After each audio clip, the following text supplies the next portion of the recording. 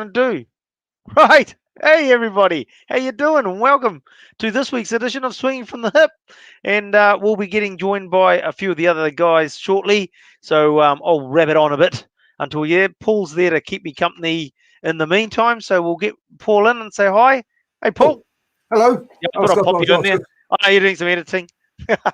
No, I was just going to chat to everyone in the live chats, folks. Don't forget you can join us live at 8 p.m. on a Monday evening in the live chat on Facebook, YouTube, or Twitter, or you can listen to the recording on your phone. Just search for the podcast New Zealand Sports Radio, and you can listen to us as you go on your commute, clean the house, do your gardening, do the dishes, do the dishes, all those wonderful things. Yes. So, as I said, the guys will be joining us shortly, and we'll basically crack on and get into it. Welcome to everybody joining us in the old chat room, and definitely put your comments in there, and we'll pop it in there, and we'll have a bit of a discussion around anything that you've got, any questions or things that you've noticed or anything you want to bring up. Just pop it in there, and we'll bring it up into our conversation. But and Paul's going to be sitting there and monitoring that and responding to you as well, by the sounds of it. That's correct, isn't it, Paul? Yeah, it is. But hey, have you been keeping an eye on the Swinging from the Hip supporters Facebook group, where we have a good old chat about cricket all the time during the week? Have you seen that? You seen the video I've put up in there? I did see a video today. I saw your videos being put up. I was going to talk about one of those that you put up as part of our Ford Trophy discussions, actually, once the guys get in. Which one were you talking about? Were you talking about the North Shore one? Yes, I'm talking about the North Shore one. Yep. Yep. So obviously you'll go back to that as part of the Ford Trophy stuff. But while we're waiting for the other guys to join, let's folks, head over to Swinging from the Hip Facebook group, Swinging from the Hip Cricket Supporters Facebook group, because there is one of the all-time highlights, one of the all-time all-round performances ever in the world. Yes, and apparently I still need to do a bit of research into it. It goes in the video about it being a world record in terms of the batting effort. It'll be interesting. It must be a club level of some sort at a certain level. What, 50 off just 12 balls? Someone scored a 50 quicker than 12? Yeah, exactly. No. I'm just sort of saying at what level though. Obviously, it's not first class level because it's club cricket. So around the world at X level, so to speak. Well, actually, maybe Tarun can help us on that one. Here we go. We'll add him in. He's here there, so we'll flick him in. And good evening, Tarun. How you doing? Oh, good. How are you guys? Not too bad. We're just talking about a video that Paul's posted up on the Swinging from the Hip supporters group on Facebook. I don't know if you got a chance to see it. Sort of a ex-Black Cap scoring runs and getting lots of wickets for North Shore. Have you seen that? Oh, yes, I did see that. Yeah. So I sort of thought we might talk about that later when we sort of cover it off when we talk about Ford Trophy. You might want to talk about but so first up, Ashwin and I are arguing about the world record. Is the 50 off 12 what balls? What is the record? Well, he apparently scored 50 off just 12 balls. So so Ashwin's going, oh well, no, it's do you reckon that's in all forms of cricket or just club cricket or did you think what I'm saying is down to what level? Down to what level is they sort of is sort of like if you get a test match 100 versus a first class 100 versus a club 100, sort of at what level is it sort of, and globally, because if you're looking at it globally, I don't think they I don't know enough about it, but I think just using a little bit of common sense, I would say they don't look anything beyond first class cricket as a thing. And I know there's world record overall statistics, but I think 50s will be very hard to quantify based on if you're playing in some bloke recently scored 350 or something with the bat in Birkenhead. Yeah. In some grade cricket, so which grade do you count and what don't you count? Yeah, you got the Sunday Leagues cricket in the UK, isn't it? And it's just I'm 100% sure there's a 9-ball 50. I reckon. Surely somebody's hit 8 sixes. I'm sure 50. Somewhere. It has to be. Somebody must have done it. Has to be. It's probably not recorded. I know you're looking it up hastily on Google. I am. I'm Googling to see what we can find. Must be. There has to be. So Chris Gale has done smashed a 12 ball 50. Yeah. Oh. There we go. At what level? I bet. What level? it's not Yeah. Well, who was it yeah? against? Does it say who it was against? It wouldn't be against a So club side. he's wearing yellow. So He's played about 40 teams. Super League. Pakistan Super League. In the fourth, the T10 League.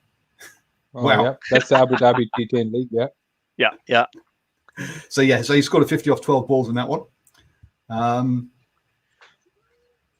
I'll see what other ones I can find while you guys chat about other stuff. I'll tell you, we will let you go. We'll let you go back to the chat room and have a look at, and we'll come back to you a bit later with figures, facts and figures around 50s and who scored them the quickest. But we'll go on to the show. And one of the things we wanted to, Tazz is going to join us a little bit later, and we'll rip into the PSL once he joins us. And in the meantime, I sort of thought we'd just cover off the Ford Trophy.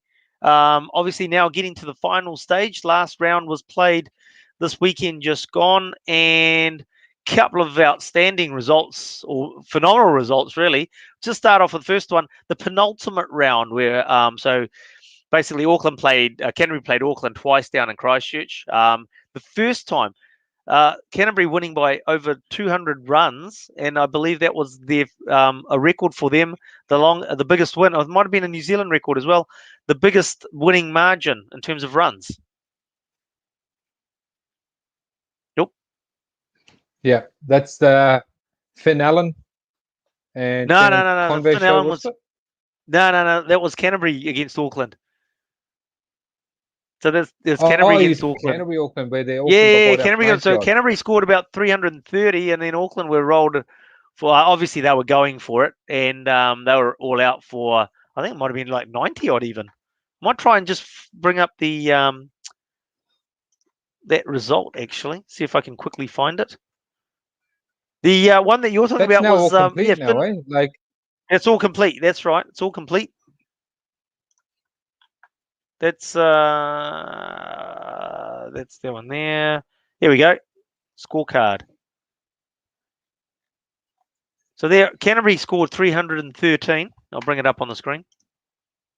Canterbury scored 313 for 4 off their 50 overs. And as you can see, Auckland were bowled out for 97. So they were basically a 200-run victory, 216 runs. So yeah. I don't think you could blame the chase for that kind of loss. Sometimes it just happens when you've got a side that's quite a aggressive side. Probably, that's how they play, and sometimes you have turn up on these kind of days, and you just suck it up and swallow it, because when the days you play like this and you come off, you're going to score. You'll chase down 350. You basically you flush the dunny and you move on, don't you? Because it's just one of those. There's not much you can really take out of it. No. And then basically we'll bring up the other scorecard. No, I think if anything. Yep, carry on. Yep. No, if anything, they'll probably dissect why the bowlers went for 300. Yep. I'm just going to bring up which is unfortunate. The other game that you were alluding to was the with Finn Allen scoring, I think, fastest 100, but the thing there was Wellington scoring the highest List A total in New Zealand, 427 for 8. 427 they scored. Yeah. That's pretty amazing. That's pretty amazing. When we look at that scoreboard, I mean, you look at the top of the order. But that's at the Basin, right? It's at the Basin. Yep, that was at the Basin.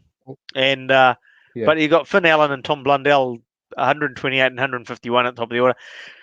Finn Allen, 128 for 59 deliveries. Just absolutely amazing stuff, isn't it? I know it's at the Basin, as you said, but to score a 100 at 200 strike rate, that's a mighty effort.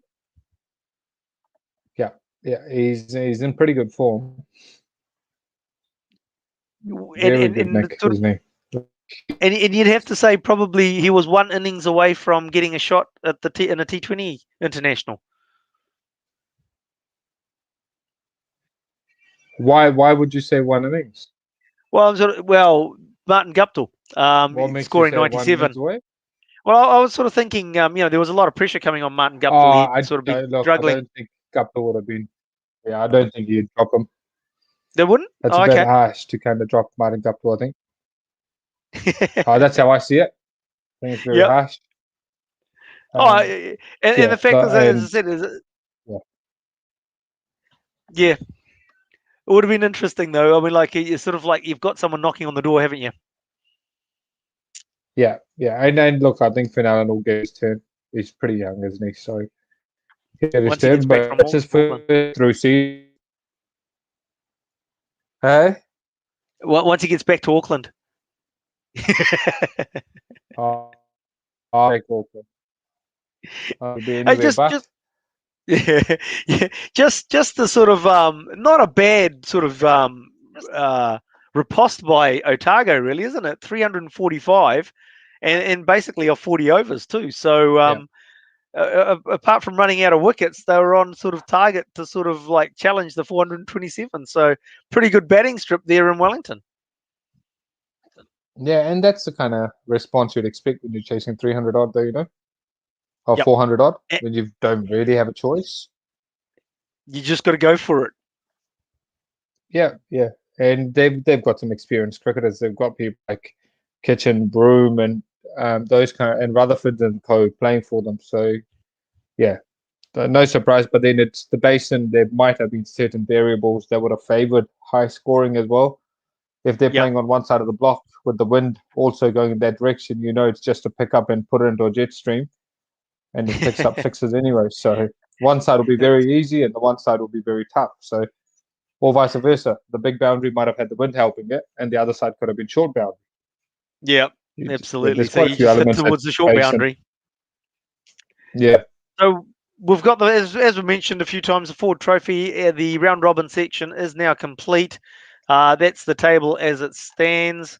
And as Simon says in the old chat rooms, the elimination playoffs will be taking place this weekend, and that will be between Northern Districts and Wellington, with Canterbury going straight through to the final.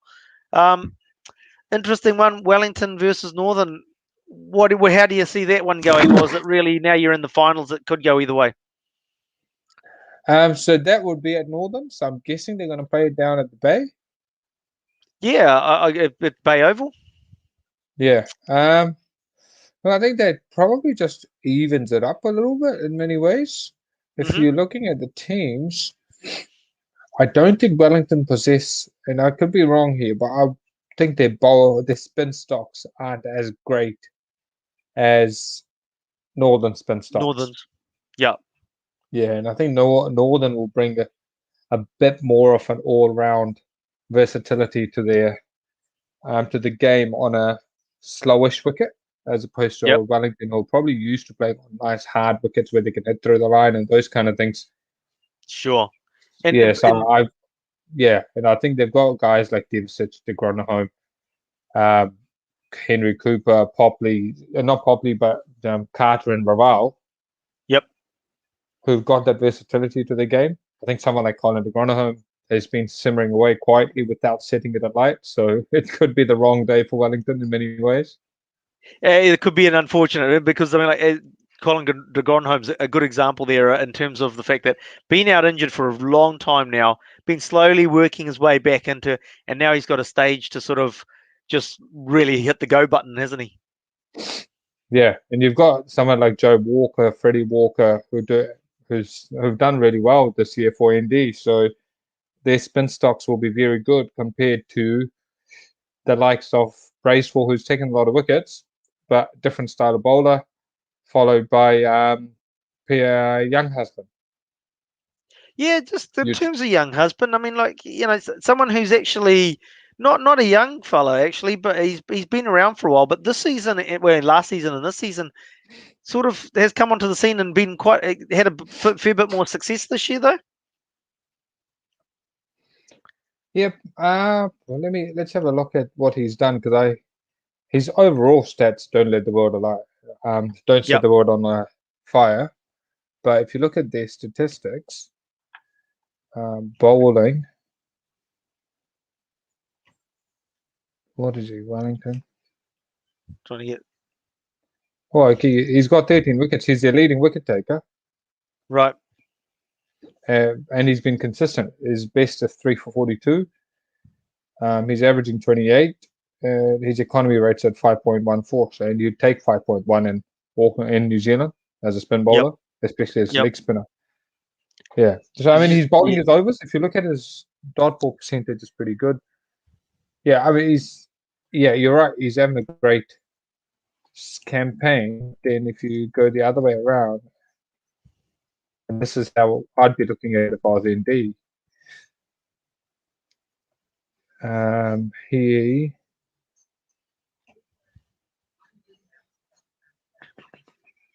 He's 31 years old. He's 31 years of age. He's played 33 games and he's taken 32 wickets. Yeah. Wow. So he's really late bloomer. Oh yeah, yeah. So I mean, take away those 13 wickets around quite some time, and he's got 9 goes now. Yeah, absolutely, absolutely. Now, just Yeah, so what do you that's not think? really So going Simon's to make someone like. I mean, granted, he's got the Gronholm out last game. I know that. who did? Sorry, I was talking over top of you.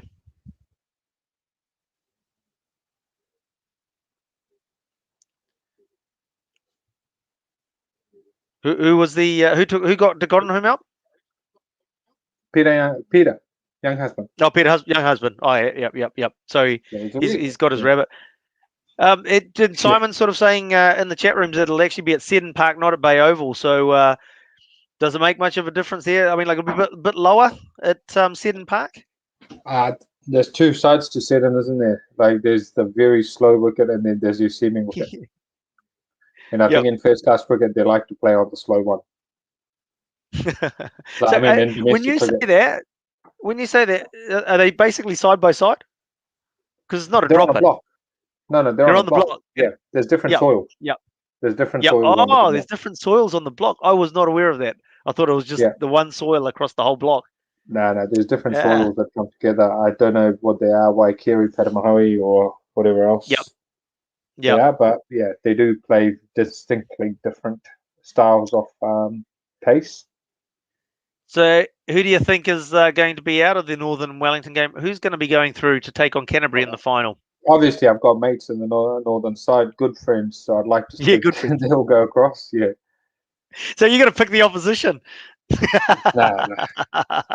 And that was the last team I played for, and I kind of help out with their program, so I'd like to think they'll win. Yep. Take on Canterbury down in Christchurch. That'll be a big ask, won't it? I think if they get to Canterbury, they'll beat whoever goes to Canterbury out of these 2 will probably win it. Okay. Yep. All right. Yeah. That'll be interesting. Absolutely. We'll come back in a couple. We'll come back after the finals played, and we'll see. We'll see how those results come out. Yeah, exactly. So it's a double-edged sword with this lockdown thing. We get to get Tarun on the show, and then call me out on my bullshit cricket chat. Alrighty. Well, we'll move along from the Ford Trophy, and I suppose get into a bit of I don't know if you've been following it.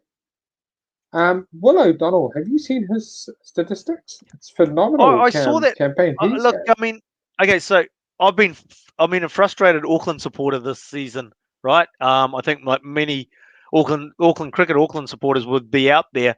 And but one thing I have noticed is that Will O'Donnell keeps popping up as someone that scores runs.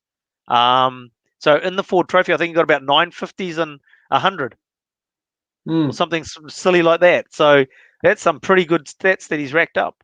I'll tell you what they are.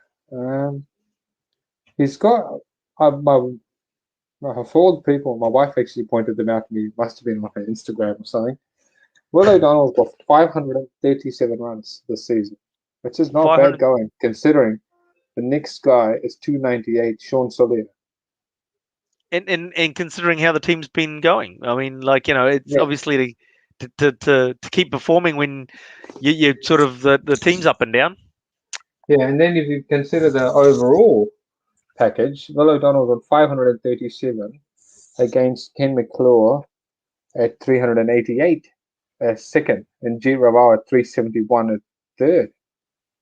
So that's a seriously standout performance from him. Absolutely. And so we're looking for, obviously, him to build on that and really sort of he's cemented anyway. I mean, but just to become one of Auckland's sort of top batters, especially when you start losing the likes of your Guptills and your Glenn Phillips and the like to international duties. We need these guys as an Auckland supporter to come through and put their hand up and perform like he is. Yeah, and good on him for taking his opportunities and going as well as he has done. Yep, absolutely. He'll be able to give Robbie a bit of ribbing at home and saying, "Hey, bro, what you doing?" Yeah. Hey, just so obviously, look, where has it gone wrong for Auckland this season? I couldn't. Because like T20 and I mean, like we sort of briefly mentioned Ronnie Hera and someone who's obviously still got it in his game. I mean, he's not actually we talked about young husband being early 30s. I mean, Ronnie's only going to be around that as well himself. That I think experience, he's a bit more than that. He's a bit more than 30, is he? I just remember giving him throwdowns in the domain before my games. Showing your age when he was about a 2-year-old, when he was about 2 or 3, and we were trying to keep him entertained while Dad was out batting. Just Googling it. Ronnie Hera. He's 33, mate. He's only 33. Yeah, he'll be 34 this year, I reckon. Yeah, he'll be 34 in a few months. About 4 months' time, he'll be 34. 34. Oh, he's 34 now. Like, no, he's already 34. Oh, is he? He's 34 now. Yeah. Okay. Say 34 years, 37. Okay. Yeah, but you can't help but say sort of like missed out on a bit of experience in that Auckland side, especially during the Super Smash. Would have been handy. Yeah. He's obviously been around a long time, and the fact if somebody's saying no after that, if somebody's saying no to that level of experience, it's got to be one of two things, right? There's something we don't know, or the strategic direction they're wanting to take for their program is different to wanting to just winning trophies. Yep. Yeah, and that's what I've sort of thought is that fact is that it feels like sometimes with the Auckland team, especially with the selections as they've gone through, whether it's Super Smash and Ford Trophy, you're sort of thinking it feels like there's a development component around the way that the team's being selected. Well, yeah, as you say that, you then kind of look back and go, well, they have debut guys in their 30s. They've handed out contracts to guys in their late 20s. So it contradicts itself a little bit. That's it. You're sort of like, I know exactly what you mean, because it's like, because whilst I say it's just like you look at the teams and you sort of think, oh, there's a bit of a development feel about it. And then you go and look up some of those players, and as you just stated, hang on, he's 28. Oh, hang on, he's 30. And it's just like, what, you're doing development with 28-year-olds and 30-year-olds? So, yeah, anyway, we'll look to see how it progresses. I mean, like, they've got one of the best performed coaches around our New Zealand domestic scene for the last few years, and Heinrich Milan come up from CD. So, I mean, he had good success with Auckland last year, where they went through to the T20 final and they picked up the Ford Trophy last year. So it'll be interesting to see whether it was just a blip in the radar or there's something more to it. So we'll see that happen next year. But yeah, I think that's about it. And I suppose just I mean, if you just quantify yourself on purely winning trophies, then you're going to struggle to have many successful campaigns. If winning is the only marker you set yourself for or judge yourself by, then it's going to be a very difficult job. So it's like us going into work and we're having 100% wins every single time. Every single job we quote for, do we get it? Yep. Yeah, it's a bit like that, right? Yeah, I know, but it's interesting though, because when you look at it, it's just like, I suppose in this country anyway, we're used to where, I mean, like we're rugby sort of is such a dominant feature on the sporting landscape. And when you look at even a Mitre 10 Cup level, and you look at the fact is that that's the top team, you're from your province, so you are expecting them to go out there and win every time. There is a different element to cricket, but yeah, it's an interesting one to sort of like to balance across. The fact is that is it just about development of the players and development of your team over years, or are you actually, as you say, trying to go out there and win all the time? And it's just like tough one. As a fan, I want to see them go out there and win every time. Yeah, and I think the players always go out to try and win. I don't think the players ever play for anything else but winning. Absolutely. But, and certain selections sometimes compounds it because there's probably a development element to it. Some players probably get a longer leash because there's a development element to it. You know, so some players probably get dropped at the wrong ages because there's a need to want to bring foster and youth. You know, so those things. But whoever's on the park, those 11, I think they're always trying to win. Yeah, right. I think absolutely. Nobody's going out there to just, I suppose, turn up or just to work on their game at that level. Yeah, they're going out there to win. Yep. Yeah. Just looking at the table in terms of Central is also sort of ending up at the bottom table. They've been one of the, traditionally over the last sort of, let's say 5, 6, 7 years even, they've been one of the stronger performers right through our domestic cricket scene, and sort of like ending up at the bottom of the ladder. Still, something just not gelling there this season, because when you look at their squad that they had, they've still got the George Workers, they've got the Will Youngs, they've got the Tom Bruces, Ajaz Patel, Seth Rances. The players are still there. It just obviously there's something hasn't quite clicked for them this year. Yeah, and I'll give you my take on that. Yep.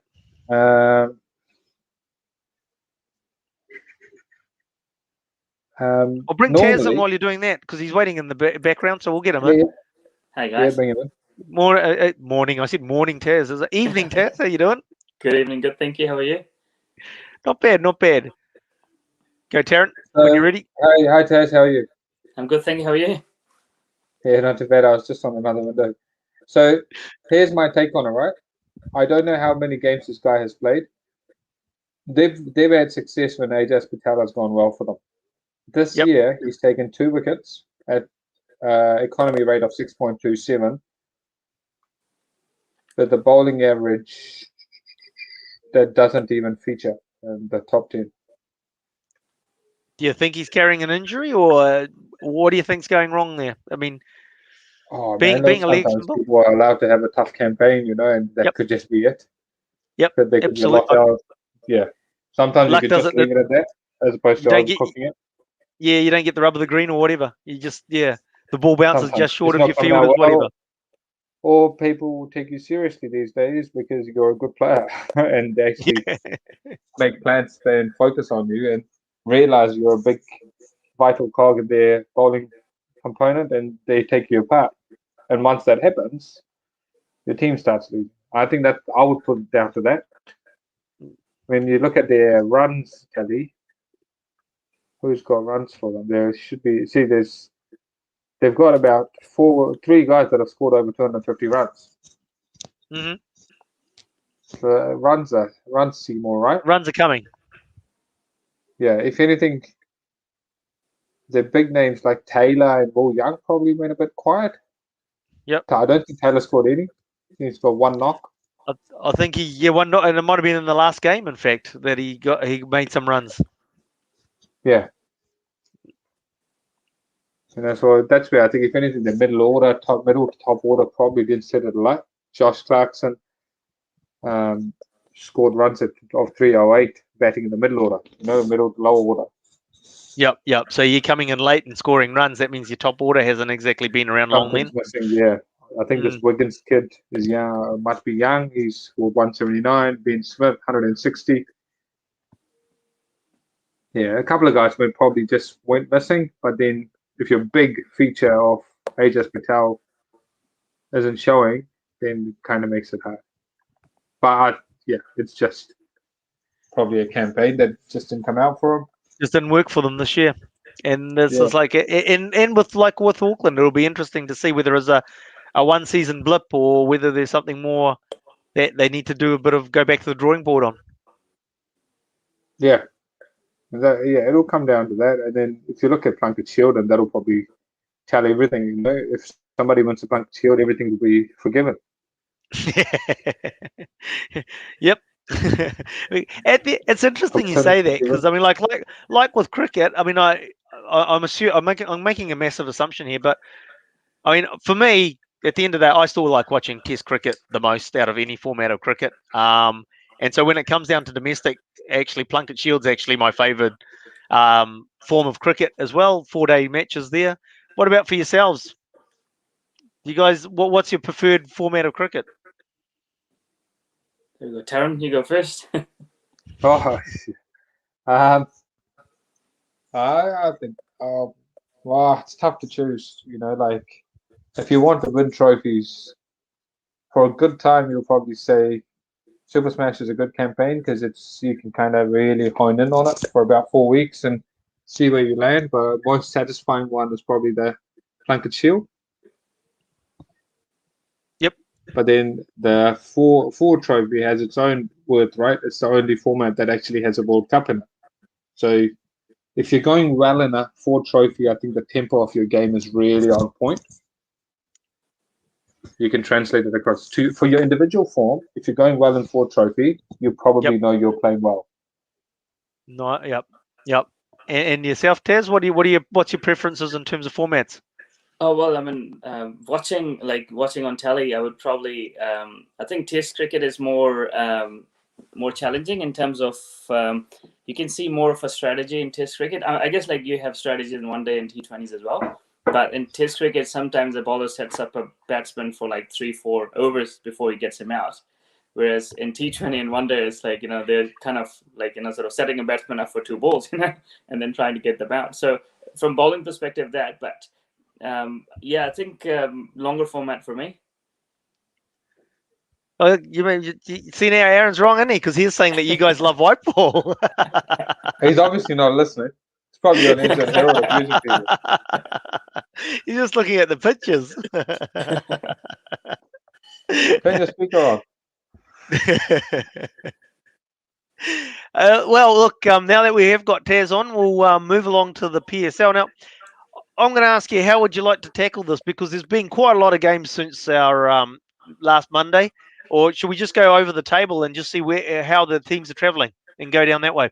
Yeah, so I think I'll sum it up for you. I think okay, I'll bring up the table. Islamabad and Quetta, everyone has played 4 games. And the good thing with that is like there is no team that is unbeaten. So everyone lost at least 1 game. And the games, and the key with that is like if you look at the net run rate after 4 rounds, no one is above 1. So it's not like one team is dominating. Most of the games, apart from maybe 2, were quite sort of competitive. Like, I think a team needed like 35 of 3 overs and they chased it down. And like, so it's like, and this time around it's high scoring as well. They're playing in Karachi. So this time of the year, it's probably, Karachi is a good place to play cricket. North in the evenings, it would get cold. So it'll be interesting how it goes afterwards. But at the moment, Peshawar Zalmi, obviously top of the table with Lahore Qalandars right up there. Both Karachi and Lahore Qalandars, their strike bowlers, they're taking wickets in first 6 overs. And I guess on good batting tracks, that is the key. If you look at the bowlers, so out of top 10 bowlers, all are medium paces or fast bowlers. So spinners haven't really got in. I guess like the tracks would have been fresh and reasonably good. Small boundaries. So in the top 10 bowlers, wicket takers, all seamers. And Zalmi, who are top of the table, got 2 out of top 3. And Wahab Riaz and Saqib Mahmood. So I guess like the fast bowlers at the moment are sort of helping the teams at the top. And obviously we're talking about the top teams. Gladiators struggling quite a bit there. So we talked about nobody's got a net run rate over 1. Not Gladiators. Oh, Quetta. Quetta, yeah, down the bottom, Quetta Gladiators. Basically, they've got a net run rate of -1.5, so they're obviously struggling quite a bit. Yes, yeah. I mean, they obviously their guns haven't fired yet. I mean, Sefraz, he's done okay for them. He's probably their top scorer, but their bowling has been quite terrible. Not to be sort of to be Harsh. exact. I mean, Shinwari, like one of their he's a Pakistan international. He's gone for 10 or 11 and over. I think it's just like their bowlers haven't really fired in. Not that their batsmen are scoring heaps of runs, but rest of the teams got one or two bowlers who are sort of showing up on the day, but Quetta, particularly their bowling, is struggling. And so basically, I mean, like how many round robins do they actually have? How many times are they going round? So I think every team will play 10 games. Yep. Before they go on to those sort of I think eliminators and sort of pre-finals and finals. Yeah. So, Yep. but the thing is, like, they've got another week or maybe 10 days of games in Karachi. They're all playing in national stadiums, so I guess the amount of games they have played, eventually the tracks will get slower. And just about to ask you, how's the pitches holding bowlers? up? Like, so at the moment, like top 10 wicket takers are all fast bowlers. Someone like Shahid Afridi, I mean, he's from Karachi, great bowler. He's gone for 10 and over, and he's taken 2 wickets in I think from Multan, so 4 games, 2 wickets, and gone for 10 and over. Which to my surprise, like obviously he's a world-class bowler. Still, he bowls all right. So from that perspective, I think now the tracks will get slower for next week, and then from 10th of March, they're moving on to Lahore. Lahore would be different. Obviously, they will have fresh tracks, but Lahore is a bit north of Pakistan, which means that in the evenings it doesn't get cold, but the temperature drops a lot. So the dew might be a factor because some of the games are starting at 8 at night there. So it'll be interesting how the teams, because you've got horses for courses, so you've picked up your teams like according to obviously the knowing the timing of the PSL, because they're playing half of their games in Lahore, which is this time of the year. If they're playing under the lights in the evenings, dew will be a factor. So it will be interesting. But yeah, I mean, I think this week we might see more spinners doing well in PSL. So when you're saying 8 o'clock, so is that 8 o'clock? It's at our time that they're starting. No, their time 8 p.m. Their time at 8 o'clock. Yeah. Wow. At 3, Come on, Ashwin. 3. I don't think they timed their games to New Zealand viewership. No. Prime I time thought New they're Zealand taking viewership. pity on us because we've got to get by Spark if we want to see our own team play. So they could get some cricket on for us. I was thinking along those lines. But no, I mean you're right. I mean, like it's not a case of dew eventually. Dew's going to be there from the start, isn't it?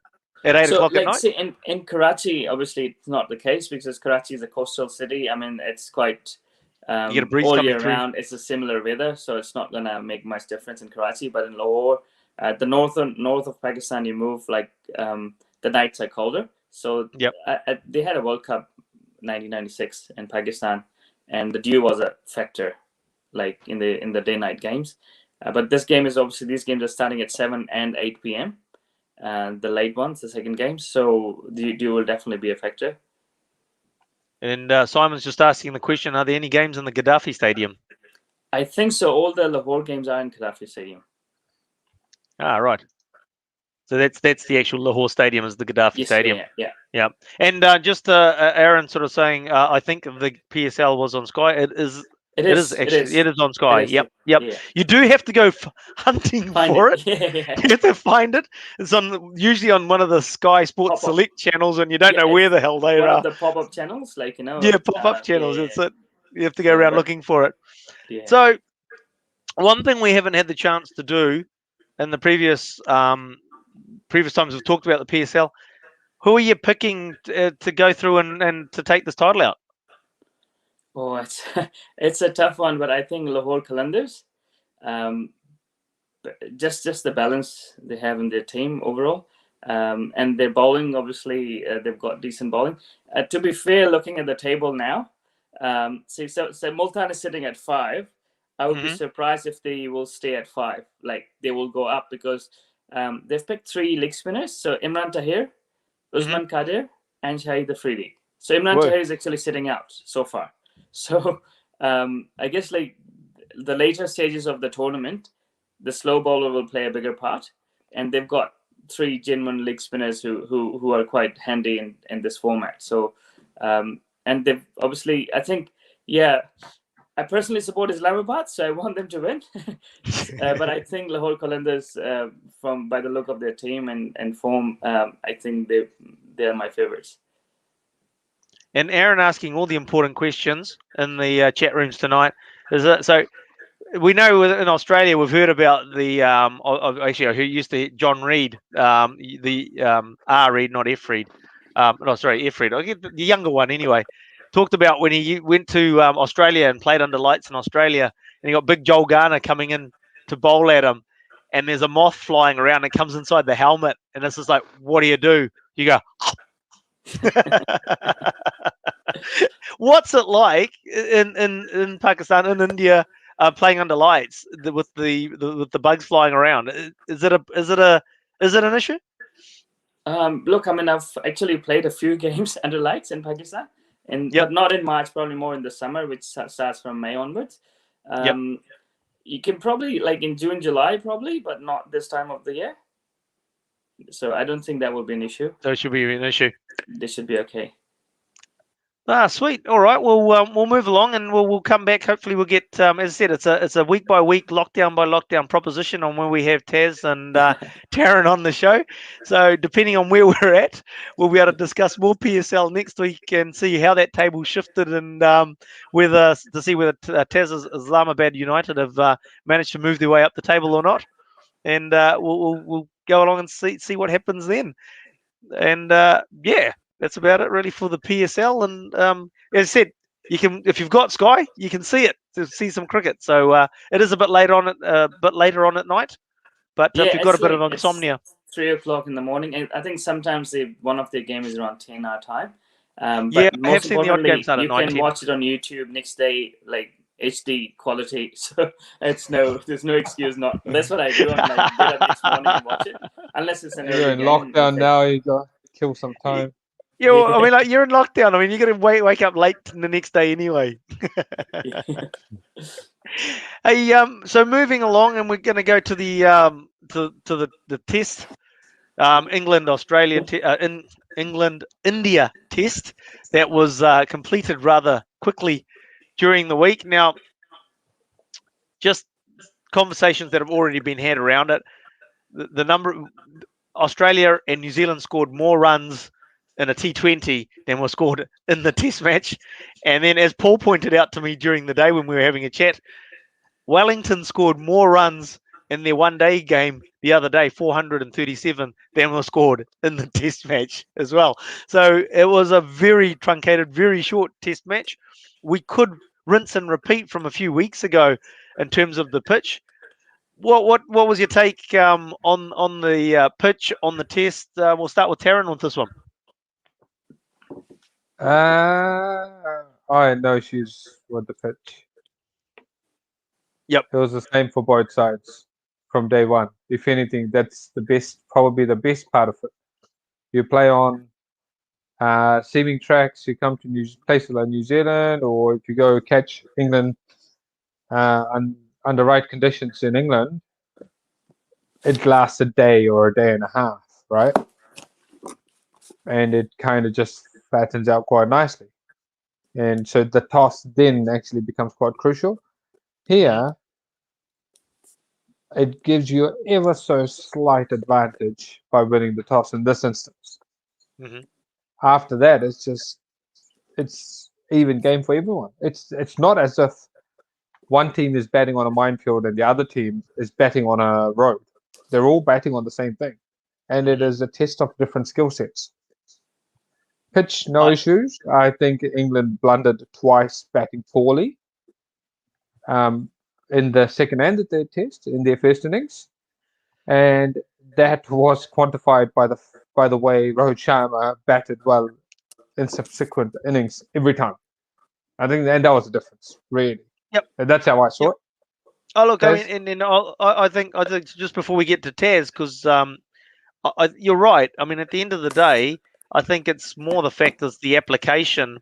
I mean, personally, I've sort of said this is for a while now, is that the players have become so used to playing T20 and fast ODIs that Test match cricket isn't played like Test match. The application when required isn't always there, and this Test to me is a good example of it. Playing rash shots or shots that shouldn't be played, as opposed to just batting it out, and spending time at the crease. Now, I'm going to go to Taz now because I know that you put a tweet up or a Facebook post up which basically said most of the wickets were actually not big, massive turners that actually ended up taking the wickets. Yeah, I mean, I guess like I mean, there's two way of looking at it. Like, one is the skill with the bat, and then skill with the ball. So that's obviously two things, excluding the wicket. So when you come to the wicket, as Tarun mentioned, I remember like when I first came to New Zealand in 2002, I went to watch New Zealand play India, and those were drop-in pitches, and the games were over 2.5 days. I remember like it was 150 and 100, and Jacob Oram I think saved New Zealand, but rest of the batsmen from both teams struggled. Tendulkar I think scored 2 runs in 3 innings in that series. I think it was a 2 Test match series. So I think it's same for both teams, and England probably had the better conditions. If you look at the shot selection, I bet you if there was say someone like Mumbai or Hyderabad playing against same Indian bowling lineup, they would have easily scored more runs because they kind of know how to play on those conditions. Because they play day in, day out, they kind of have to find ways to score runs on such pitches, Yep. So I think it's, I mean, if anything, probably England had the advantage because they batted first. And from a position 70 for 2, getting like obviously out twice and the game over in 2 days, anything but England probably didn't apply themselves. Other thing with spin bowlers, obviously, I worked with spin bowlers over the years. It's a pink ball. So the pink ball has extra lacquer on it, like the white ball does. So say someone like Mr. Setner, for example, he probably won't be as successful in red ball as he would be in white ball because it skids on more. So same applies to the pink ball because it has, like say if there's one coat on red ball, on pink and white balls there are at least 2 coats of sort of lacquer. So what that does is like obviously then your the guys who can skid them through have an advantage. Now I think Kevin Peterson struggled against left arm spinners, especially in Asian conditions as well, and that had to do with the same thing that I don't know how to explain, but I don't have a ball on me right now, but like how you hit the seam, yes, right? And the ball turns, right? Yep. So if you're turning the ball at a certain angle, it grips and turns. Mm-hmm. On a slow surface or on a turning surface, it turns sharp, right? Mm-hmm. So, and obviously it drifts and then turns. The art is like if you just miss the seam, the ball acts like a normal spin ball, like so it drifts in, but you just miss the seam and it skids through. Right. Yep. So it's in New Zealand we call it natural variation, but in subcontinent people make a living out of it. Someone like Herath. Herath was a good example of sort of doing that. So that's a skill which Indian bowler probably had more than English bowlers. And the more important thing is Indian bowlers bowl less boundary balls, less bad balls than English bowlers, and that is the key on those tracks. That's why probably apart from Kumble, who is quick through the year, like say someone like Shane Warne, the guys who give more air probably were not as successful in India because you need to bowl less bad balls to win the games there. And finger spinners usually have more control. So England probably in between. You can use the crease to England bowlers. So they probably bowl more bad balls than Indian bowlers, if that makes sense. And I think taking Joe Root up, like Joe Root took 5 but he obviously the thing I was talking about is like intentionally missing the seam, that skid. But he obviously he's a part timer. He's obviously taken a 5 in Test cricket. So I won't say he's a part timer, but again, like he's not the first choice spin bowler. So he took 5 wickets, all of them turned. Whereas, so out of rest of 23, 21 were on the balls that didn't turn. So that's like a huge chunk of the balls deliveries which were taking wickets that were not spinning. So I think it's, I mean, Tarun probably is from India, so we'll know better. They would have similar conditions in Indian domestic cricket as well, but because they play enough on it, they probably know how to use the depth of the crease either way. And I think it's just probably India bowled less bad balls and batted better than England. But England definitely had better of conditions. Had India batted first, they probably would have put a lot more runs on board. Well, I mean, like what you're saying there is, shown there, because I didn't realize when I actually went to look at the scoreboard today, just before the show, that Zach Crawley actually got a 50. So if the application was there, they stuck it out, they could actually bet on that pitch. But as I say, it's this basically, I think you guys both alluded to it when we talked about it with the second test. The fact is that you got batsmen that aren't used to playing in those conditions. So that's why, and Indian batsmen are more used to playing in that sort of pitch, expecting those sorts of deliveries. The bowlers also have bowled more balls on those pitches as well. So that's where the hometown advantage comes in. Not the fact that the pitch is a turner, it's just the fact that your people from home know how to bowl in those conditions. It's like Trent Bolt and Southey know how to bowl on a seamer at Eden Park. I think if you go back to England invest a lot of money into their development programs. So these conditions are probably not foreign to them. They go to Dubai every second week in many ways, right? Every year they're there. They've got the money to produce all sorts of pitches that they produce. They need to train on. Their Lions go there. They send a Lions tour as a precursor to any big marquee tournaments. Go there. They went to Sri Lanka the other few weeks ago to get ready for India, and they scored runs there. So I don't think that is it. Obviously, I think it shows the gulf between the Sri Lankan bowlers and the Indian bowlers to start with. And to Joe Root's point that you're talking about from the bowling front, I think Joe Root, being a part-timer, at a test match level, naturally has an inconsistency to land the ball on the seam, right? So he becomes even more threatening as opposed to a frontline spinner. He's not getting through his action the right way all the time. So when he gets it right, it hits. When he doesn't get it right, it skids naturally. That's the natural variation without actually trying. So therein lies an advantage. Then you go back to the batting side, back to this batting. They train on these wickets. Absolutely. They know if you put them in a net on that exact wicket, they'll probably play a better percentage cricket. But what I think they failed to show is adaptability and fluidity on that wicket. They went with the mindset, we're either going to block the pass, we're all going to sweep, or we're all going to charge. There wasn't I'm going to actually a consistent approach. I'm just going to actually react to the ball. Wasn't quite there. They were kind of preset in the emotions. I read many years ago when Ganguly was out of form. I read an article and he said, on playing on these kind of tracks, you just play it as if it's a normal ball. And if it spins past you, it spins past you. You put it away and you start again. You don't allow that to dictate the next ball. And I think these guys allowed for that one ball that turned to then play on their mind. And then, like Tazz said, the straight ball then became even more threatening. Add to that the extra lacquer that Tazz picked up on made it skid more than turn more. Mm-hmm. Yeah, so I think there's quite a few factors there. So I think it's unfair that their former greats are all bagging the wicket. But I think it was nice to see Nathan Lyon jump to India's defence. I don't know if you guys saw that. Saw that today, actually. We've got Paul jumping in, so we'll just bring Paul in and see what he's got. Well, also, one of the points that Tarun's been making about at domestic level is when people take you seriously. Like they plan for you, they know what they're going to face. They won't have. It's unlikely that the Indian players would have spent that much time, I'm guessing, planning to face Joe Root. So they haven't got that plan to smash him out the attack. So hence, so I think I guess would that be fair to say? I think they probably didn't plan for Jack Leach either, to be honest.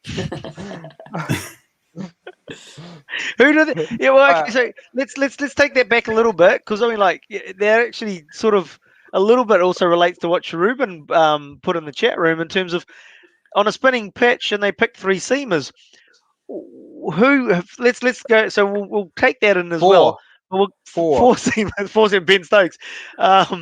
We, so who were they planning to bowl if they weren't going to bowl Jack Leach in your mind? Well, I think I'll go first. I mean, I'll just take you back in the 70s, right? So West Indies used to carry 4 or 5 fast bowlers. I remember, like, I was reading a book. Viv Richards, one of his autobiographies, and he talked about like the ball pitched halfway and then bounced for a fast bowler. Yeah. So those were like, according to like West Indians, those were like heavily suited to Indian bowlers, right? India played with 4 spinners and 4 very good spinners too. In those conditions, West Indies picked their best bowlers, right? Whereas Joe Root probably has bowled as well as the other spin bowler they had available. So I think based on that, with pink ball, they probably thought it might swing. With obviously, hope might thought more might swing. than anything, eh? Yeah, because it's a test match, so Jack Leach can pretty much bowl half from one side, anyways. If he's bowling well, and then I guess like they're probably taking a punt there, where they probably Joe Root would have bowled the spinners of the second spinner, like overs of the second spinner, and then that gives them an option of because the game didn't go deep enough to see how much they would have once the pitch is worn out. Because some tracks, the fast bowlers actually, like say someone like Malcolm Marshall used to do better on those kind of spinning tracks. So I think it really depends. I'm sure they would have given it a thought. Like common sense says that you would have picked as many spinners as you could, because in those conditions. But I think one is the pink ball, and secondly they probably use Joe Root as their second spinner, and they probably thought they might as well sort of take an extra pacer. If it swings, they have more options. What do you think, Tarun? I think it shows how little confidence they had in Dom Bess, even after the wickets he did get. And I feel for the guy. I've been in that situation myself. So I think they had no confidence in him, and that's the biggest thing for that. When you look at the squad they picked, I think that highlights that. Then they went with the 4 quicks in the hope that regardless of what people say, no matter what country you're in and what the pitch does, the pink ball will swing. But unfortunately, having won the toss, they needed to get all out in the last session, or at least bat 2 sessions, get to 200, give their 4 quicks a chance under lights, maybe try and get 4 or 5 Indians in the last session to give themselves a chance. That way they would have batted during the day, and Sister almost played with a bit of a plan. When that didn't happen, that plan went straight out the window. And Jack Leach, in fact, for all the wickets and wonderful work he's done, even he's not fit enough. It shows that he's not physically fit enough to bowl those 20, 35, 40 over innings a day and keep it, and to keep it held up. He'll take wickets, yes, but his control on the runs, I think his bad balls start creeping in on day 2 and stuff. So they probably needed a spinner. So I just wanted to say one thing I was going to say. So basically, when you're saying about the bad balls, because effectively you're bowling the bad balls frequently enough, you're taking the pressure off, aren't you, in terms of off the batsman, because he can sort of relax a bit. I've scored some runs, I've sent something to the boundary, or picked up a couple, whatever. It releases that pressure valve for the batsman. Whereas if you no bad balls, it's just building and building and building. Is that basically the concept there? Oh yes, look, I mean, obviously you release the pressure as soon as you bowl a bad ball. Then the batsmen obviously expect that you will bowl bad balls, so they just wait for them, And I think Dom Bess, that's probably, and even Moeen Ali, but Dom Bess in particular, bowled a lot of long hops and full tosses or low full tosses, which on those wickets are gold, like for batsmen, because you get a low full toss, it's a 4, right? But if you land it on the spot, obviously, it's hard. So I think like there were enough bad balls, especially like in the previous test as well when Moeen Ali was getting his rhythm right. And and Indians bowl less bad balls, put it that way. that's the thing, and that's a really good point you made earlier on, Taz, about finger spinners. And if you look back over through the history, the times that India's been toppled in India, it's been fast finger spin. Yes. Swan and Panesar that come to mind, right? Right. Swan and Panesar, even O'Keefe Michael when he Clark. got the 11 for in Mumbai. Yeah. And yeah, O'Keefe got an 11 for in Mumbai, and prior to that, Michael Clark in Bangalore in like 03, 04. He took 6 for 9. 6 wickets Yeah, for 9 in runs. around 03, 04, I think. Yeah. Yeah. Like, so I think it was 04 fast. or 05, yeah. But later. Yeah. It's fast finger spin. And if you look at what wrist spinners, even your recollections of Shane Warne in India, outside of white ball where there's more skid, his red ball figures aren't as great. And you probably will struggle to pick a wrist spinner doing well in India. Maybe Canaria would have. I don't know. I don't think Mushtaq Ahmed even. I mean, Kumble did well because he's quick through the air.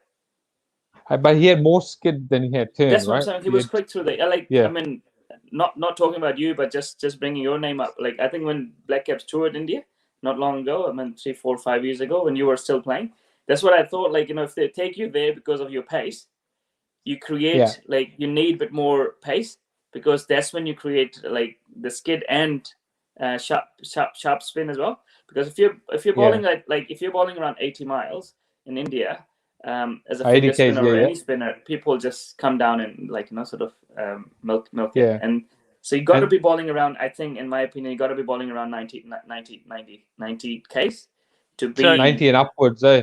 Yeah, to be in. And that's where, and the flip side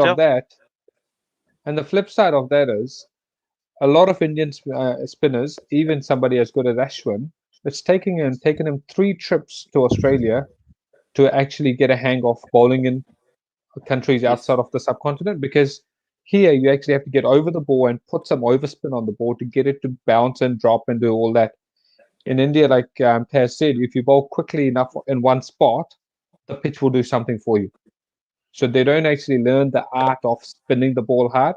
Here, somebody like Sodhi, he's a beautiful exponent of actually spinning the ball because he's forced to spin it, otherwise he gets pumped.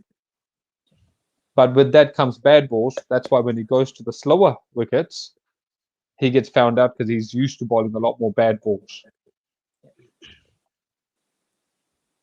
But I think finger spin's the way. And Narayan, a question again, that Narayan did really well. He still does with the IPL. Yeah. And Mendes from Sri Lanka? Mendes. From Sri Lanka, he had first couple of good series against some quality Indian batting lineup. I'm going to chuck something up from Shrubin again in terms of, because I was thinking the same thing. And Tarun alluded to it. We might have actually not seen too much fast bowling in the test. So did you guys actually see any of the fast bowlers bowling and getting swing? Yeah. Did we saw some swing from the pink ball? Oh, like the odd one, probably not enough balls to kind of. So the thing is, like, this is an SG pink ball. Yeah. So it's not a kookaburra. It's not a kookaburra. Yeah. So that is the difference as well. I don't know what happened the last day and night in India. They'll probably use the same ball, but it doesn't matter. It was Bangladesh, so I don't think anybody counts. I've seen some swing, but I mean, Archer was probably bowling 2 lengths, too short. So obviously you're not gonna. But I mean, if there was anything, as Tarun said, if England batted long enough, that's when probably under the lights probably would have a better chance to use the pace bowlers. But this ping ball, I don't know, SG ping ball, how much it swings. But as I said, like, it has an extra coat of lacquer on it. Yeah, and that's while we're on that, let's assume fast tracks 4 months. Let's assume India makes it to the World Cup final, the cricket test final. What ball gets used, Tazz? Is it a Dukes? Is it a Kookaburra? Is it a SG? Or is there a toss for what ball is used? Oh, I don't know. Because in England, obviously, Pakistan played Australia, and I remember it was Dukes ball. So if you in play in England, it's 2010. got to be June. They played that sort of test match against Australia. Yeah, I don't know yeah, why yeah, they yeah. played against Australia and England, but I think that was No, Dukes. because Pakistan was no-go zone at the time, and Yeah. Pakistan had played in Sri Lanka and in England during those days. It was a cheaper think- venue to host. Will it come down to who administers the game? I mean, like, yeah, I mean, I just automatically would have thought because it's in England, you know, England supplies, for want of a term, it'll be the Duke's ball. Oh, you might find BCCI finding a legal clause in there. No, but the thing is, Tarun, Duke's ball is actually closer to SG than Kookaburra. Yeah, but not in terms of Trent Bolt's hands. I don't think That's true. That's true. That's true. they'll still have scars from the semi-final of the Cricket World Cup, so there's Yes, no way that's they'll true. want to That's face true. Bolt and Saudi with that.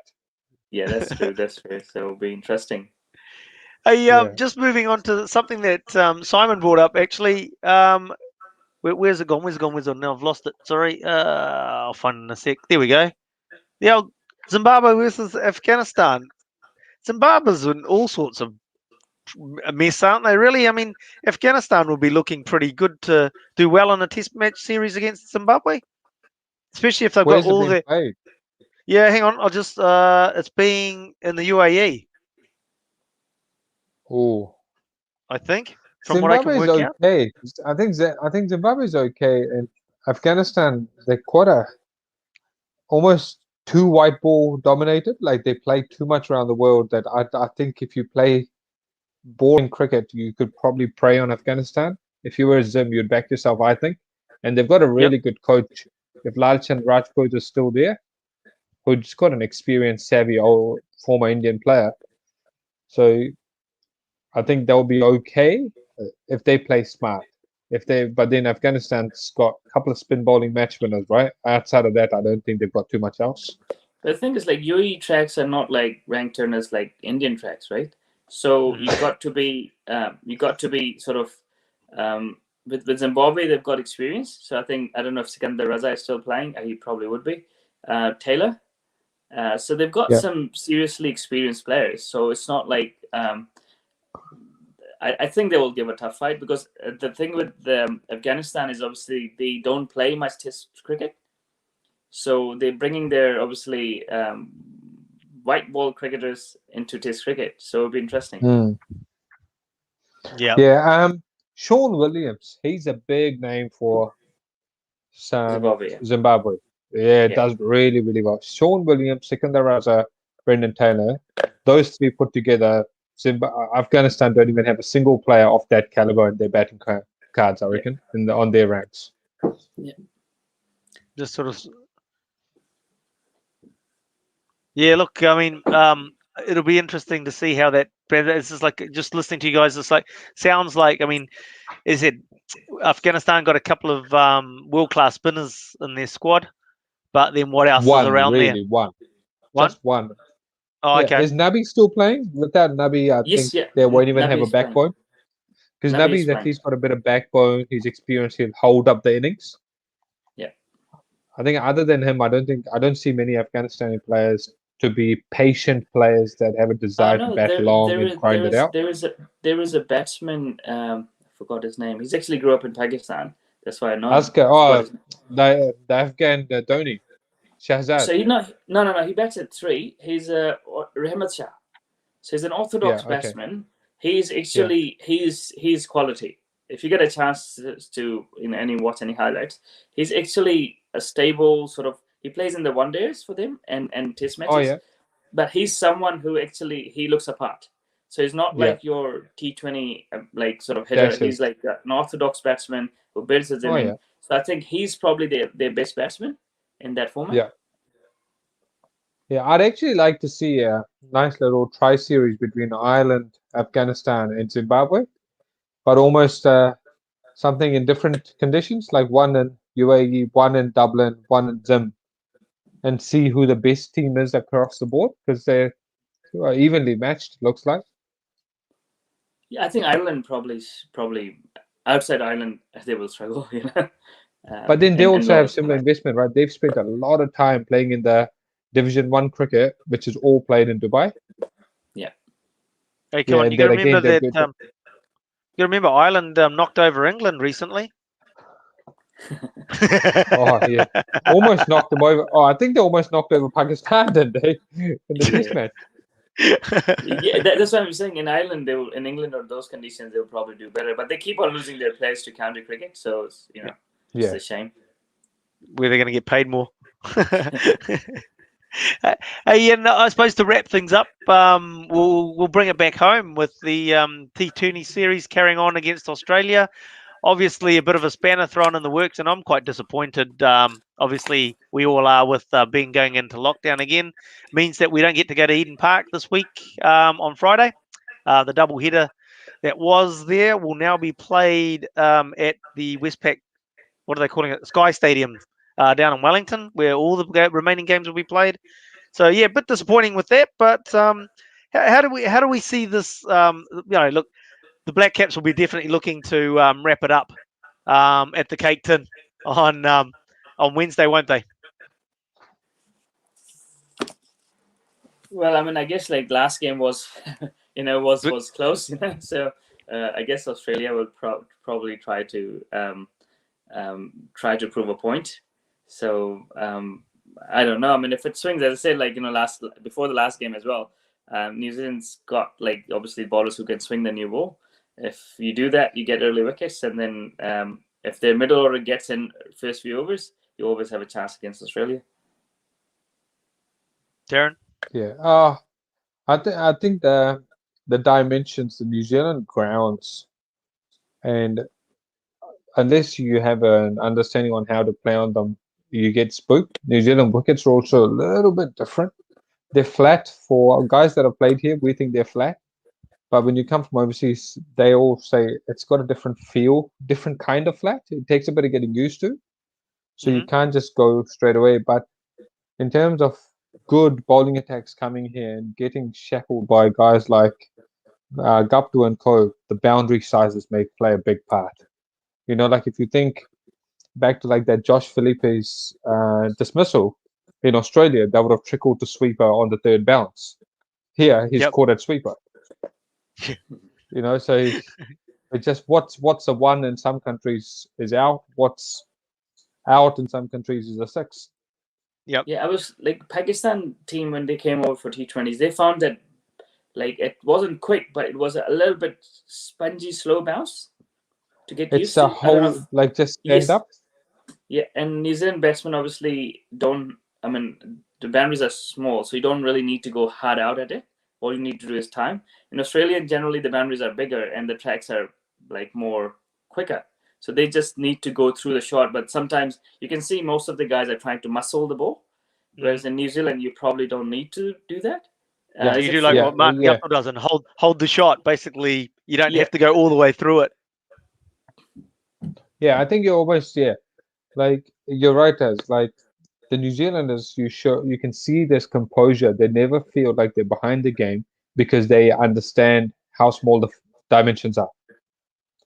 So they never feeling under pressure and give wickets away. But the touring teams see the rate and think, oh, I've got to hit a six. You don't have to hit it 85 meters here. So and they try and swing too hard, lose their shape, and then the pitch, that hold comes in and it doesn't quite connect.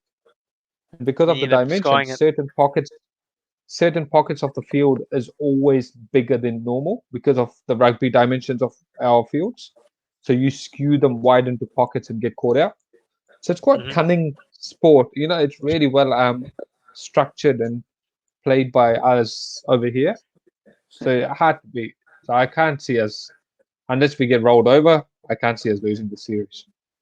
That's good. But one thing I can't, following the Black Caps for how many years, and it doesn't matter how strong we are, or strong a position we get ourselves into, we always have to make the game a nail biter.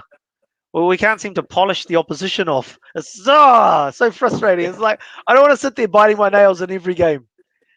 I guess we are the nice guys, Yeah, exactly. It's just like we're being kind. Rest of the games are in Wellington. Yeah. So what that can do is obviously that would help Australia more than New Zealand, because all the games are. Why is that? Because if you play on the They can same get used to surface, it, you reckon? yeah, you get used to the size of the boundaries, you get used to the pace of the pitch, and that probably helps, you know? I reckon here's one, right? I'll put this out there. If the wind gets up in Wellington, I reckon there'll be drop catches in the coming games. Oh, Because yeah. no, because the Cape Town is like, because it's a big stadium, there's wind, no, but the wind is howling over the top, right? So when it goes up, it's howling, and when it comes down into the stadium side, it either drops straight down or it's fluttered because the wind's going round in circles. So it's quite difficult to catch. So I reckon there'll be some funny drops potentially. Well, not only that, but I mean, you see it more with the rugby ball in that stadium. Is the fact is that in one part of the stadium, the wind's blowing one direction, and 10 meters up the field, it's blowing in an absolutely different direction. So the wind inside the stadium's got its own little vortexes happening almost. So yeah, that'll be But then it's really long straight. It's very long straight. It's like an oval, right? It's very long straight. So whoever is able to bowl really full and force you to hit straight probably will be the successful team. And if you just end up banging a length, people will just drag you across both ways, and it'll cost you. You almost have to be too full and get bunted down to long off, long on. So err on the side of being full. Or low full toss is better than too full. Yeah. Just too full, like really hard to get under full. So they'll just keep smashing it straight, like extra cover and long off. Yep. And then have that stacked. Yeah, and then you get cute, and the guy's just gonna pull you across for sixes. The other thing is that we saw this before our previous lockdown about a year ago, where New Zealand was actually in Australia, and we played a few games over there with no crowds, and watching it on TV is just bizarre. It just felt strange, didn't it? I mean, canned noise doesn't do it. Just seeing empty stadiums. I mean, I know we used to empty stadiums at Test match level at times, and when we look at Eden Park, for example. But when you've got absolutely nobody in the crowd and no atmosphere, or it feels like no atmosphere coming through TV, even watching it on TV just feels weird. Obviously, for the players, it's going to seem weird as well, isn't it? It's going to take adjustment. I think I'll start off as I think that'll play in Australia's favour.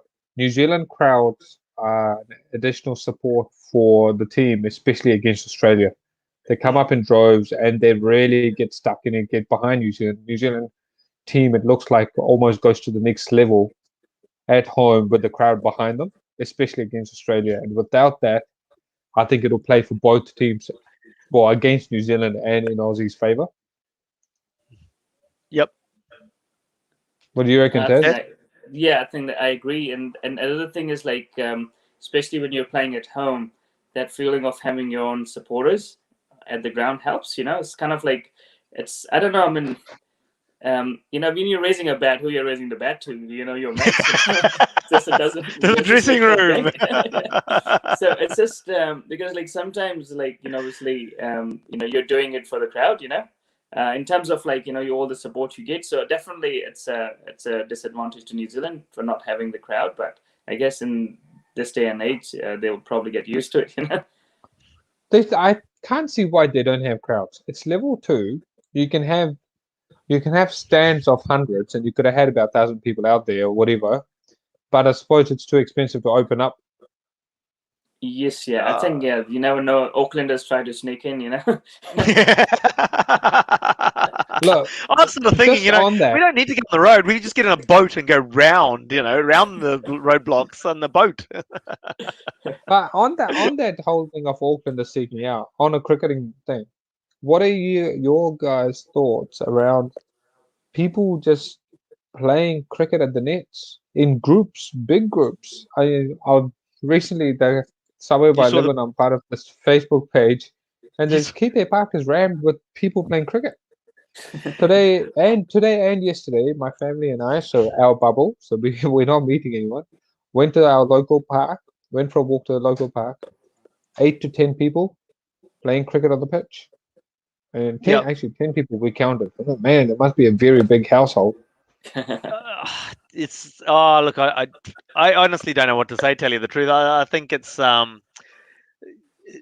people we talk about the fact that everybody's taking this very seriously, and that the reality is that people aren't taking it seriously. It's just, and they try to do what they can to do what they want to. I mean, like, they're obviously in certain circumstances, you can't go to things that are closed down or whatever. You can't go to work closed or whatever, but you can go to a park.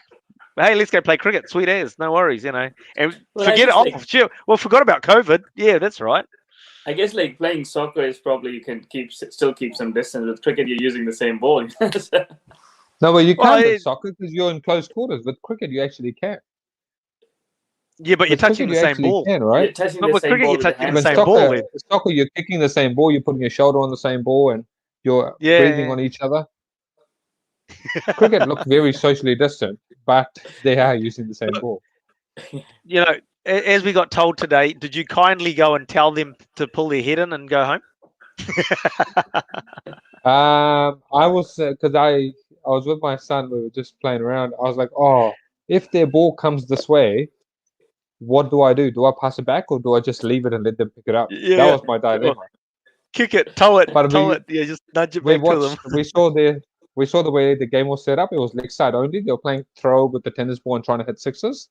So we went and parked up on the offside, knowing there'd be like no one hitting balls that way. So I was not going to touch it. So they went in the net. Park on Hillsborough. Oh, okay. At Hillsborough Park. Yeah, Carlton Yep. Street. But yeah, not cool. Yes. No, look, I mean, I don't know. It's an interesting one, isn't it? But I don't think. I mean, when you look at someone like Westpac Stadium, when you were alluding to the fact is that at level 2 you can have groups of 100, and we know in Australia they actually have done this, where they've opened the stadium, and when you think about the number of sections that they have, they could probably still get something like about 5,000 people at least in, and to have some sort of crowd in there. You can have in a section 100 at the top, 100 at the bottom. You still got your distance separation in between, so could be done, I think. But at the end of the day, how much does it cost to do the management? You got your bucket; it's around the wrong way. But the other thing is, I think they say that, or at least when they were doing it during the Minor 10 Cup for last year, you had basically one entrance for a section. So it doesn't matter how many sections you've got; it also comes down to how many doors have you got that gets you in there. How many separate corridors can you? How many flows can you kind of totally segregate it up? All the way. It's not always as simple as just well, that's a section of 100, and so forth. Right. Yeah, but you can also easily stack them in and out. You can say, look, you're coming in between X and Y, and you guys are after the so and so and all that. But look, obviously it was in the too hard basket for some reason that we don't know. It's just like, I suppose there's an element of the fact is that, I mean, again, also similarly at talking to behind the scenes at the Waikato, so totally off the record, not to be repeated. That they were making massive losses for a level 2 opening up a stand. It's like, we can't do that again next game. No, I'm sort of thinking it's just the fact is that the other thing is that, like, okay, we want to be able to have a situation where we get told, oh, you can't hold the venue, the event. So we'll just simplify it as much as possible as well, so that reduce that risk even more. Cool. Yes. Well, we shall see anyway, and I suppose that things to much of a conclusion. Obviously, what cricket you guys are planning on making sure you're parked up for this week? Oh, is there any cricket on? Waiting for the India test now. Indo-Kiwi on Sunday. Indo-Kiwi on Sunday for Indo-Kiwi on Sunday, yeah. Well, if we go back down to level 2. Yes, yeah. Man, So that'll be the you guys are quarterfinal. dreaming. Yeah, I You guys are know. dreaming. I said if we go down to level 2. Oh, no. Dreaming. If we go down to level 2, there will be quarterfinals in Indo-Kiwi. Tazz, will you be putting the pads on and getting me out there again this weekend? If it is. No, I mean, I actually didn't do that well in the last game I played for them, so I've kind of volunteered to sit out, on merit. Like, I don't think I deserve a spot, so he's been cut. He's been cut. That'll be interesting. It'll be interesting. That's I know basically that's every married man's way of saying, my wife's angry, I need to spend a day at home. Hey, I need to end this broadcast because my wife's angry and I've got to go do the dishes.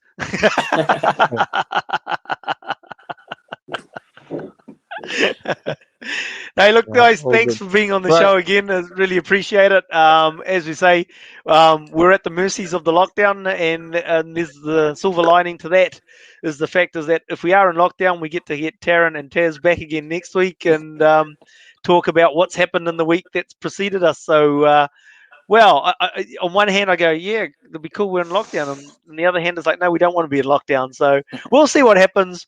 And we'll see you back here next week on Swinging from the Hip at 8 p.m. And make sure you tune in for all the other shows on New Zealand Sport Radio during the week as well. Now, with league and soccer and rugby all firing up, there's shows during the week. Check out the New Zealand Sport Radio Facebook page. It'll tell you times for all those shows. And of course, you've got the morning sports briefing on Monday in the mornings as well at 7 p.m. Paul, you'd like to add something? At 7 a.m. And a very special video about to come out in the next hour of my medal-winning performance at the Waihi bomb competition.